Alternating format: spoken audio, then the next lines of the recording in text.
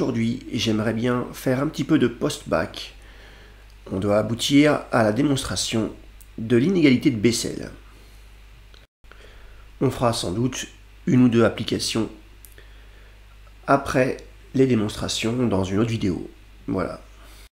Alors, première proposition qu'on va démontrer. Donc, on considère E un espace pré-hilbertien réel et F un sous-espace vectoriel de dimension finie de E. Alors, l'orthogonale de F est un supplémentaire de F dans E, qui est appelé le supplémentaire orthogonal de F.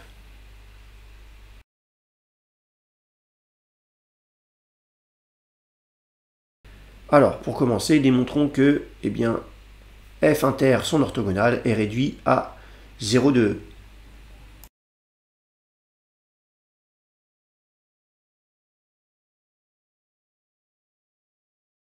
Pour montrer cette égalité ensembliste, on va procéder par double inclusion. Déjà, 0 de E est inclus dans F inter orthogonal de F, puisque F inter orthogonal de F est un sous-espace vectoriel de E.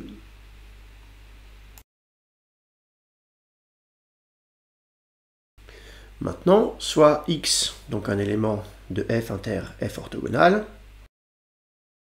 Donc si X appartient à la fois à F et à son orthogonal, alors le produit scalaire de X par lui-même est égal à 0 de E.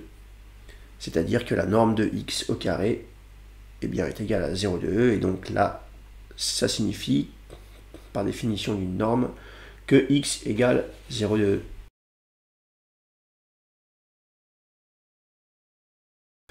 On vient de démontrer la deuxième inclusion, et donc F inter orthogonal de F est égal à 0 de E.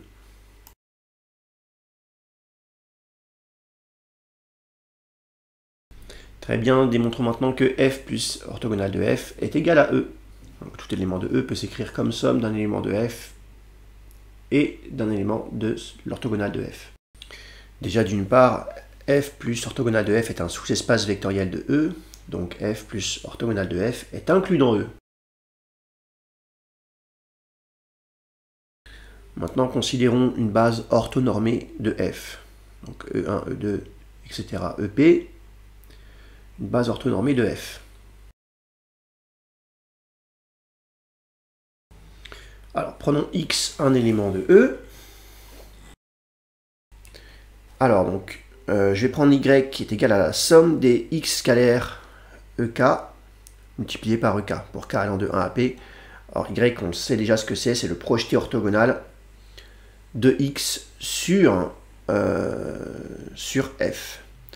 Et donc, je vais montrer que X peut s'écrire comme la somme de deux éléments, donc Y, qui appartient donc à F, et d'un élément Z qui va appartenir à l'orthogonale de F. Et cette décomposition est unique. Voilà, on va montrer ça maintenant. Pour tout i entier entre 1 et P, Y scalaire EI, alors faites-le, ce produit scalaire, vous allez voir qu'on trouve X scalaire EI. Pourquoi? Parce que si I différent de K, EI scalaire EK est égal à 0, et EI scalaire EI égale 1, puisque c'est une base orthonormée. Donc on a Y scalaire EI égale à X scalaire EI, et donc, grâce à la linéarité du produit scalaire à gauche, Y moins X scalaire EI égale à 0. Et ça, c'est bien parce que c'est vrai pour tout i entier entre 1 et P. Donc ça signifie que l'élément, on va appeler Z, égal à Y moins X, appartient à l'orthogonale de F.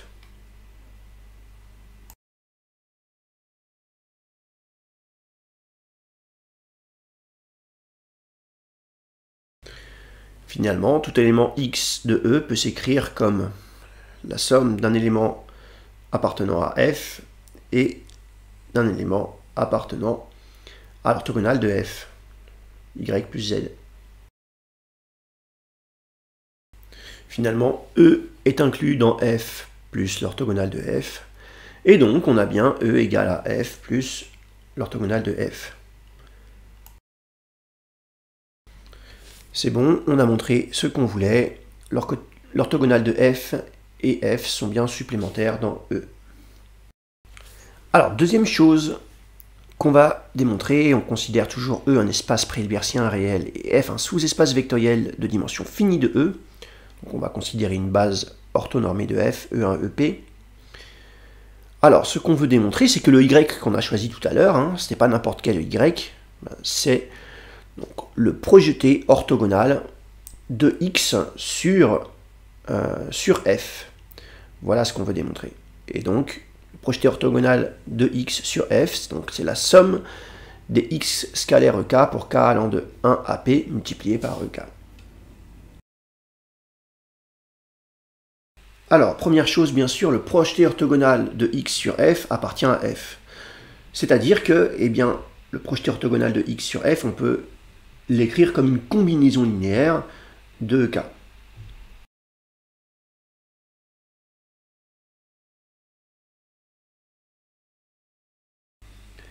Alors, vous vous souvenez ce qu'on a dit tout à l'heure, c'est que le projeté orthogonal de X sur F, c'est notre Y tout à l'heure, c'est l'unique élément qui appartient à F quand on décompose un élément X de E comme somme d'un élément de F plus un élément dans l'orthogonale de F.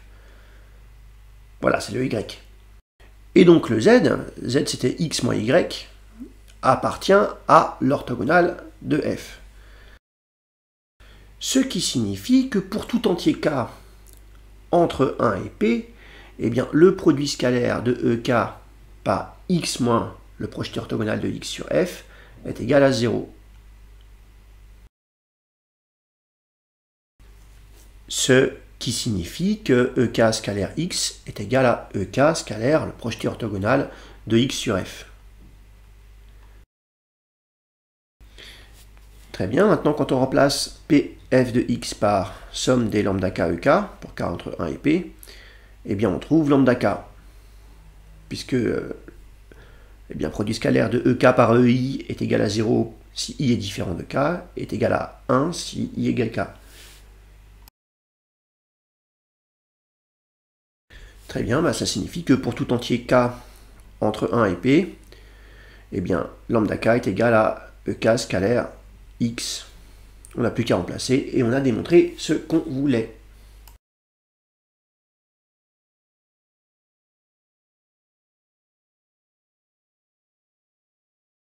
Alors maintenant qu'on a démontré ça, on va pouvoir démontrer donc cette fameuse inégalité de Bessel. C'est que la somme des EK scalaire X au carré est inférieure ou égale à la norme de X au carré. Voilà, j'ai gardé exactement les mêmes notations que pour la démonstration précédente. Alors, la norme du projeté orthogonal de X sur F au carré. Eh bien, c'est la norme de la somme pour K allant de 1 à P des EK scalaire X multiplié par EK, la norme au carré bien sûr, d'après ce qu'on vient de voir, d'après la proposition qu'on vient de démontrer. Et ça, eh bien, c'est la somme des EK scalaire X au carré. Pourquoi? Parce que la base B, elle est orthonormée. Le projeté orthogonal de X sur F et X moins ce projeté orthogonal sont des vecteurs orthogonaux. Donc je peux appliquer le théorème de Pythagore. La norme de X au carré est égale à la norme du projeté orthogonal de X sur F au carré plus la norme eh bien, de X moins le projeté orthogonal de X sur F au carré. Donc la norme du projeté orthogonal de X sur F au carré est égale à la norme de X carré moins la norme de X moins le projeté orthogonal de X sur F au carré. Et c'est fini, c'est l'inégalité de Bessel, parce que la norme de X carré moins la norme de X moins le projeté orthogonal de X sur F, donc le tout au carré, va être inférieur ou égal à la norme de X au carré.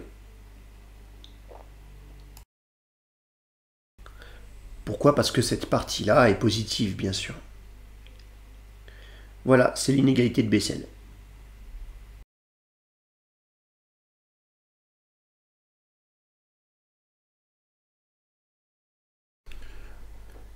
Bon, allez, tant qu'on y est, selon les mêmes hypothèses. On prend E un espace pré-hilbertien et F un sous-espace vectoriel de dimension finie de E. X dans E, et on note P de F de X, la projection orthogonale de X sur F. Alors la distance de X à F, eh bien c'est la norme de X moins PF de X.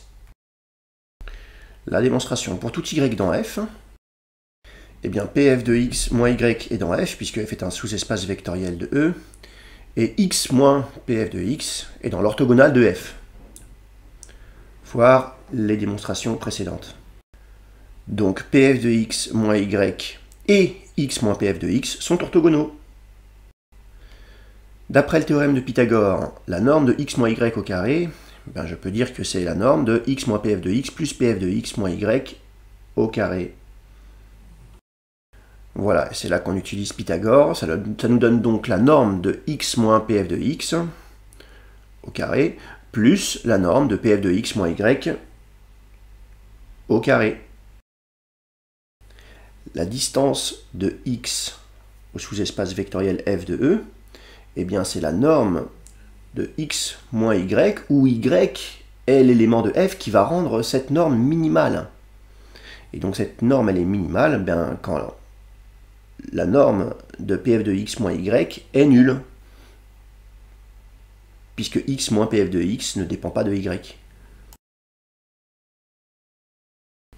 Bah, c'est terminé. La norme de X moins Y au carré est minimale pour Y est égal à PF de X, et PF de X est le seul vecteur de F qui vérifie cette égalité. La distance de X à F, c'est la norme de X moins PF de X. Voilà, on fait bientôt une petite application de ça. Travaillez bien.